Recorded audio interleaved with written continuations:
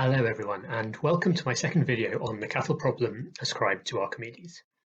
In the previous video, I introduced the problem and showed that the hard part is equivalent in modern terms to finding a solution in positive integers to x squared minus ay squared equals 1 for a very large integer a that is not a perfect square. And in my interpretation of the Greek text, a is this, though other interpretations are possible too. What I suggested is that the most advanced ancient Greek mathematicians would have seen that the problem had this form, though they wouldn't have described it algebraically, and they'd have recognized it as interesting, but they only solved problems like this for very modest values of a, like 2 or 3. The equation here is what we now call a Fermat-Pell equation, but despite that name, the first writer who describes a working algorithm for finding solutions is actually a medieval Indian mathematician, Jayadeva. From the translation that I've seen, there's no sign that he or his followers in India could prove why their algorithm always led them to solutions. So to understand the problem at that level, we have to fast forward a bit and add in some ideas from a brilliant paper from 1768 by Lagrange that you can see the start of here. Now, since Lagrange, there has been a lot of really quite technical theory developed around this equation. So in this video, I want to describe a fast approach which I personally think is quite intuitive. So one way to look at the task of making x squared minus ay squared small, whether that's a little bit positive or a little bit negative, is to look for rational numbers x over y that are very close to root a. We can visualize this using a graph of the line x equals y root a. We're going to look for points with integer coordinates that are very close to that red target line and hope that one of them will give us a solution. So we can start with P0, which we're going to place at the point 1, 0. Obviously that's just to the right of the line. And then for P1, we choose the point with integer coordinates that's just to the left of the line with y equals 1. So the x coordinate is going to be the integer below root a. And we're going to call horizontal distances like this epsilon 0, epsilon 1, and so on. And we're defining this as xj, the x coordinate of point pj, minus root a times yj. So remember then that that distance is going to count as negative for points which are to the left of the line. So how do we combine P0 and P1 to find a point P2? What we do is we start at P0 and we just add copies of the vector from O to P1, but now starting from the point P0 instead, until we meet the target line. We'll call that intersection Q2. And then what we can do is use the last whole end of a vector before Q2, that's clearly going to have integer coordinates. We can use that as P2. And this process we can continue, and it's never going to stop because there aren't any points with integer coordinates on that target line because root a is irrational. By definition, we said that we're only interested in questions where a is not a perfect square. So what we're going to do is say that the total ratio in the parallel lines that we've drawn, so from pj to qj plus 2, that over O to pj plus 1, we'll call rj plus 1, R for ratio. And then the ratio from pj to pj plus 2 to O pj plus 1 is going to be just the integer below that, the floor of that.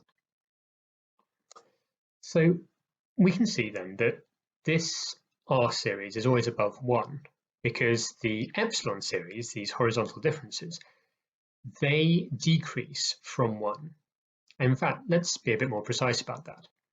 By the construction, pj plus 2 is bound to be on the same side of the target line as pj. So in other words, the line of p is going to keep crossing over the target line at each step. And because our construction involves all these parallel lines, we get some similar triangles that we can play with too. From the similarity of P1 Q3A to P2OA, we can see that R2 is equal to minus epsilon 1, remember one of these is negative, over epsilon 2. And from the similarity of P1OA to P2Q2A, we can see that it's also 1 over the fractional part of R1, this bit here. And that's a fact that we're just going to park for now, but we are going to use that one later as well. Now, there's nothing special about R2 here, I just used it as a convenient example. We can write Rj then quite easily in terms of epsilon j and epsilon j minus 1 like this, and then we can easily convert the denominator into this key value x squared minus ay squared, this key quantity that we're trying to understand. So because we've managed to get that denominator, let's keep going and try to analyze the numerator a little bit more as well. So if we start with the expression in blue, remember that the coordinates of pj are defined in terms of the coordinates of pj minus 1 and pj minus 2. So we can actually substitute in for xj and yj, and the terms involving r just simply cancel each other out. So in fact, what we find is that when we change the subscript on this expression by 1, we're simply flipping the sign on the value. And we can easily calculate the initial value, that is x1 times y0 minus x0 times y1. That turns out to be minus 1. And so we can replace this blue expression by the nice simple expression minus 1 to the power of j. And that fact also tells us something interesting about the lengths of like epsilon j, those horizontal distances. Because we've got that the x over y, the difference between them, between points pj plus 1 and point pj, that is minus 1 to the power j plus 1 over yj times yj plus 1. And we saw that by the construction, root A always lies between the slopes to neighbouring points on the line of p's. So that means that the distance between root A and xj over yj must be less than this. Well, that distance is epsilon j, or its absolute value, divided by yj. So in other words, we can show that the absolute value of epsilon j, this horizontal distance, is less than 1 over yj plus 1. What's particularly helpful about this is we can use it to show that the R series only takes on a finite number of values. If you think about the denominator x squared minus ay squared, and we're going to replace y root a with x minus epsilon, we can convert it quite easily into 2 epsilon j xj minus epsilon j squared. Now, if epsilon j is positive, so for the p0, p2, p4 and so on, that quantity is going to be below 2xj over yj plus 1, which is going to be less than or equal to 2xj over yj. And from the way we constructed our diagram, the slope of O to pj plus 2 is necessarily closer to 1 over root a than the slope from O to pj. So the maximum of 2xj over yj, the lowest slope on the graph, if you like, is for p2. We discount p0 because we're not actually interested in the trivial solution 1, 0 to our equation. Equally, when j is odd, epsilon j this time is negative, well, 2 epsilon j xj minus epsilon j squared is going to be greater than minus 2xj over yj plus 1 minus 1. That's to account for the minus epsilon squared.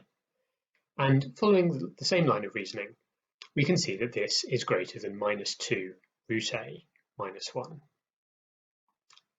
So have a little task for you at this point, if you like. Try the same line of reasoning with the green term. Replace y root a with x minus epsilon, split it into cases where j is odd and even, tries to show that this term is bounded as well. I'm not actually going to go through these steps myself, so do feel free to pause the video if you're interested and have a go at that.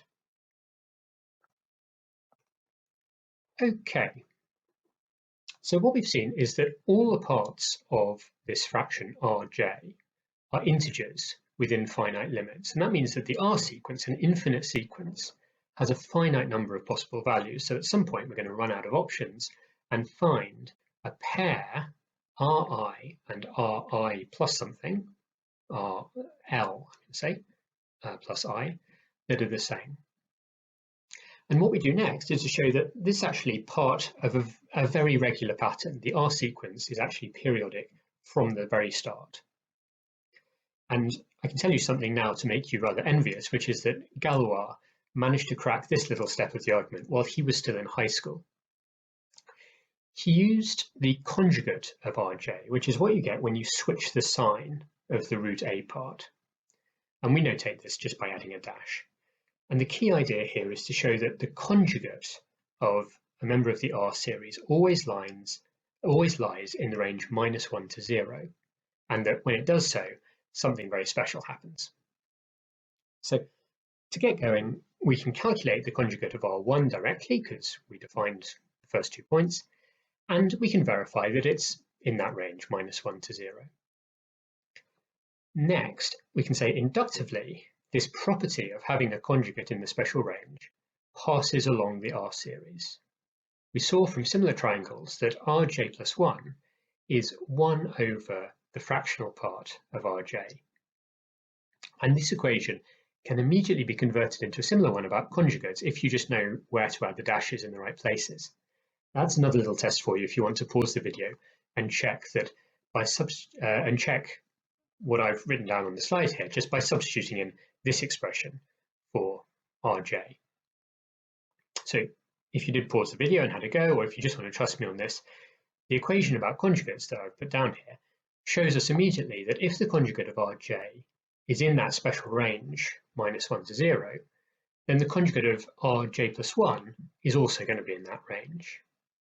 Moreover, we can rearrange the equation again in this form, and we can see that the floor of Rj is also the floor of this nasty looking thing, precisely because the conjugate of Rj is in that special range from -1 to 0.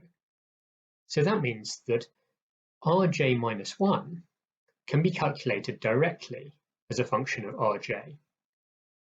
So when we've got Ri and Rl plus I being equal, we can calculate backwards for each of them, and we're going to get Ri minus 1 turning out to be the same as Rl plus I minus 1. We can keep working backwards all the way to saying, well, R1 is equal to Rl plus 1. And actually, we can work back even further because we can say, what is Rl in terms of R1? And because we know R1, because we defined where P0 and P1 are when we started our graph, we can say Rl turns out to be square root of A plus the integer just below it. Now, we're actually very, very close to being done. We already know of a different form for Rl, right? Some kind of integer plus or minus the square root of A divided by xl squared minus a yl squared, kl. And when we put those two equations together, we're in danger actually of getting an equation where we've got an integer being root a times another integer, which can't happen because we said root a is irrational. The only possibility then is that both sides here are 0. And in that case, we've found that kl is plus or minus 1. Now, in our original problem, Cattle problem, we're specifically looking for a solution where one of the k values was plus 1. Well, no problem. If we got to minus 1 by the method we've followed so far, we can actually convert it comparatively easily just using this identity here, which is easy to just multiply out and verify. So, this method for finding solutions to the Cattle problem proves that there will eventually be some, but it doesn't really make the problem solvable in practical terms because the numbers involved could be just too big. And to see how huge They actually are. Even with a computer, it's best to use some shortcuts that, again, go back to Lagrange's 1768 paper. I'm just going to sketch out the method from this point very, very briefly. My value for A contains quite a big square factor, so we remove that, and then we find a solution to the problem with this modified form of A, slightly over 64 million, by calculating the X, Y, and R series in the way that we've just described. You can get a computer program that's quite easy to write to do a lot of the heavy lifting for you. The first solution for Y, which we're going to call Y1, turns out to have 72 digits. That might sound like a lot, but just wait for what's coming. What we're going to do is try to find a solution that's related to Y1, but has this extra property that it's divisible by 88,284. To do that, we focus on the series defined by x1 plus or minus y1, so the initial solution that we found for this smaller value of A, take that to the power j. Think about expanding that. You're going to get some integer plus or minus a multiple of root A. And you can define xj and yj to be the numbers that slot in to make the equation work. Notice that if you multiply the version of this equation with the plus sign by the version that has the minus sign, what you're going to get is that xj squared minus a times yj squared is equal to x1 squared minus a times y1 squared, all to the power of j, and we know that that's 1. So what we're getting here is a family of solutions. Now, Lagrange realized that the series x to the j and y to the j, x subscript j and y subscript j, will be periodic modulo any particular prime, and in our case, the prime factors of 88,284. We can get a handle on the length of each of those periods by setting j to each of those primes in turn. So when you expand x1 plus y1 root a to the power p for a prime p, all but the outermost binomial coefficients, p choose n, are divisible by p. So we can say that xp plus yp root a is congruent to x1 to the p plus y1 to the p multiplied by a to the p minus 1 over 2 times root a. So that's effectively root a to the power of p. Fermat's little theorem can help us a great deal with that equation. X to the p is congruent to x modulo p, and something to the power of p minus 1 over 2 can only be plus or minus 1, or 0, though that isn't an issue in most of the cases here. So we've got xp is congruent to x1, yp is congruent to plus or minus y1. But then it's relatively easy to show from the definition that yp minus 1 and yp plus 1 have these forms, one of which is then bound to be divisible by p. So we can put all that reasoning together for the different prime factors, and eventually we're going to find a value of j where yj is a multiple of each of the prime factors of 88,284, all at the same time. With a bit of extra calculation, we can also check that we've actually found the smallest possible j, which I worked out to be 11,025. And then, armed with the values of x0 and y0, and this number 11,025, we can use logarithms to get a general sense of the size of a solution to the Cattell problem. So logarithms base 10 tell you the number of digits in a number. So what I found is that y 11,025 has over 800,000 digits, and then if you work all the way back through the steps that we looked at in the previous video, what you find is that the actual number of Cattell involved in the problem, you kind of have to square y 11,025 and then multiply it by another big constant. So what I actually found is that the total number of Cattell was a number with over 1.6 million digits. So a lot of Mu and Kalpats, and in fact, far, far in excess of the number of particles thought to be in the universe. Well, what I've tried to provide you with here is just one quick, I hope intuitive way of finding solutions to this hard bit of the CAFLA problem. There are so many things I haven't had a chance to explore in the video, so the details of Jaya-Deva's method, how it relates to the theory of continued fractions, unities in quadratic fields, there's so much more. We didn't even show that the solutions we found are actually all the solutions that exist, but that is in fact the case. So if you're interested, there's a lot more to discover in this area.